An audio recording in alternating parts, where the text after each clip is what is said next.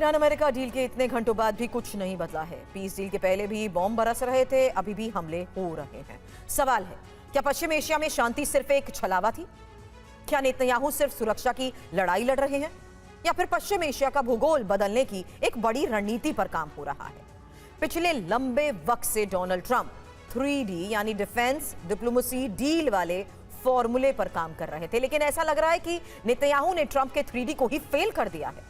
क्योंकि जब डिफेंस जारी है, डिप्लोमेसी चल रही है, डील भी हो चुकी है, तो फिर गोलीबारी क्यों नहीं रुक रही?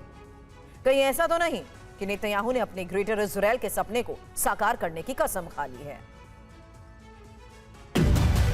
पूरे लेबनान को जला देना चाहिए। एक इजरायली मां के बदले हजारों लेबनानी माओं के आंसू बहने चाहिए। हमारे बेटों का खून और हमारे लोगों की सुरक्षा दांव पर नहीं है। ये किसी ऐसे वैसे सिरफिरे या नरसंहार करने वाले पागल व्यक्ति की बकवास नहीं है। ये इजरायली सरकार के राष्ट्रीय सुरक्षा मंत्री की एक सार्वजनिक पोस्ट है। तेल अवीव में स्थित नरसंहार करने वाला और मौत का जुनून रखने वाला ये गुट पूरी मानवता के लिए खतरा है। ये सभी इंसानों के लिए खतरा है। इसकी एकमात्र दिलचस्पी हमेशा युद्ध जारी रखने में।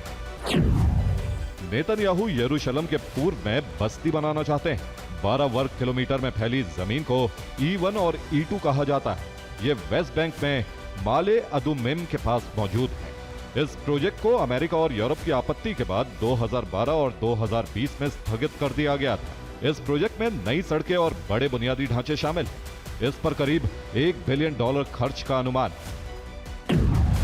ग्रेटर इजराइल में पूरा फिलिस्तीन शामिल, जिसमें वेस्ट बैंक और गाजा पट्टी का नामो निशान मिटाकर उसे पूरी तरह इजराइल में मिलाना शामिल। दूसरे नंबर पर है जॉर्डन, ये इजराइल का पूर्वी पड़ोसी देश है।